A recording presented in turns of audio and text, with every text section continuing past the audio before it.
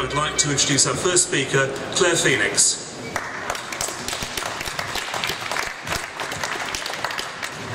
Good morning, everyone. It's great to see you all here at the Innovation Flow Lounge. This is a place to rest your legs, but not your brains, because there's going to be a lot to think about over the next 15-20 minutes.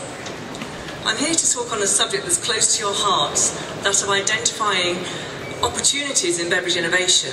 I'll hand straight over to Ollie Graham from Rexam. Today, I wanted to talk about 5 themes relevant for innovation in the packaging world. To introduce Markus Lotsch from Rudolf Wild to talk about how the right flavour fits customers' tastes. Markus. What for them are the 3 most important things about successful branding, and then to pick one brand icon that they think epitomises successful branding, and then we'll throw it open to you and see if you disagree, would add other things, and then have any questions to ask about successful branding, and particularly designing successful branding. So Claire, just tell me about what you think symbolises, characterises successful branding. 3 key elements. I think it has to meet the needs of the consumer at the time. Real consumer benefit. Yeah. Anything else? Yeah, it's got to stand out on shelf, and it's also got to be trusted. People have got to know that it's going to have the taste that you expect every time. Okay, and consistency perhaps? Yes. Okay, Bill, what would you like to... I think we see so many great brands. I mean, there's some of them here behind you. You'll see lots tonight at the awards. One of the challenges for branding is the amount of clutter that you have to have around the brand. And there's an increasing move towards putting calorie information on the front of the pack and so on. And I'm sorry that Darren isn't here, because he can explain how a designer approaches that challenge.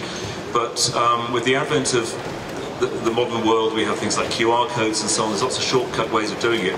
But I think brands go beyond the pack, and I know Ollie will talk about the power of packaging and branding, but the brand isn't just the pack, it's everything. It's the trucks that are delivering, it's the guys who've got the logo on their shirt, it's the social media, it's the whole environment for each of the drinks. And I think this is where we hopefully get some different experiences from people in the audience here. Because some countries are ahead in embracing the whole range of opportunity for branding, and some are kind of catching up. So we'll probably return to those 2 things towards the end of this, and I'd like to immediately throw over how do you get all the information required onto a pack, make the pack still do its job, and still keep the brand sexy, and I think that's a question for Ollie. Ollie.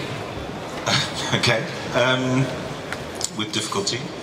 And I guess actually our customers, spend a lot of time thinking about that and how they can maintain the brand integrity and all the critical messages they want to send about the brand, and get this increasing mass of information onto the product. And you can see on a product like this, which is a Rexam can, which is why I'm waving it around. It's part of the bro trend of men helping each other as I'm drinking it, but this pack has all the way down the back, it has a huge amount of information, but they can keep the front free.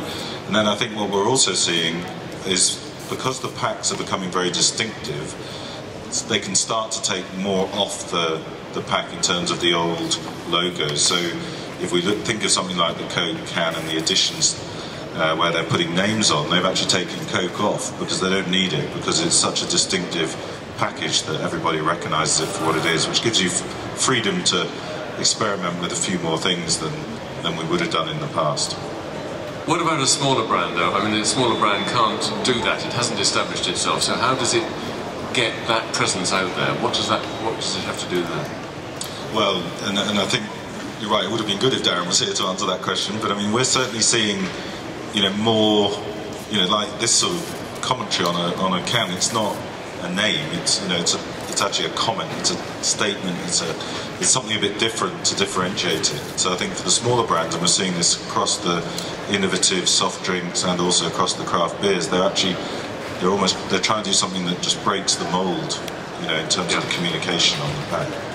And one other question which does arise from that can is, when will we get to the point when we don't have to put anything other than the brand on the label, because it's all electronically readable on a website if you want to know more. So you just have what the brand owner wants to say. Well, I think that probably is a regulatory question, because Yeah. I think it'll depend on smartphone penetration and the degree to which they're comfortable with some of that information coming off the pack and going online. But clearly already that is an opportunity, because I think that for brand owners they can start to move some interesting information online and then connect it up with other things that they're doing online. So we'll absolutely see that, which is they'll use online to complement the messaging on the pack. Okay, so any comments you've got on branding, things that they've missed, things that you would like to ask about or raise? I'll carry on then. Pick an iconic brand, the three of you, please. Ollie, pick an iconic brand. And most people carrying apples say Apple, and the second most common one these days is Coca-Cola, so it has to be one or the other, something else. Yeah, no, I mean, obviously, as Rexam, we supply many huge brands, including Coke. All right, don't pick a beverage. So there's a risk. No, I'm going to pick a beverage, because I do think Red Bull has been a very interesting brand story. I think that for us, it's very linked to the package, in that the slim can. You know, they made their own. They made that. It defined the category, didn't it? It defined the category of energy drinks, and I think they were very clear from the beginning.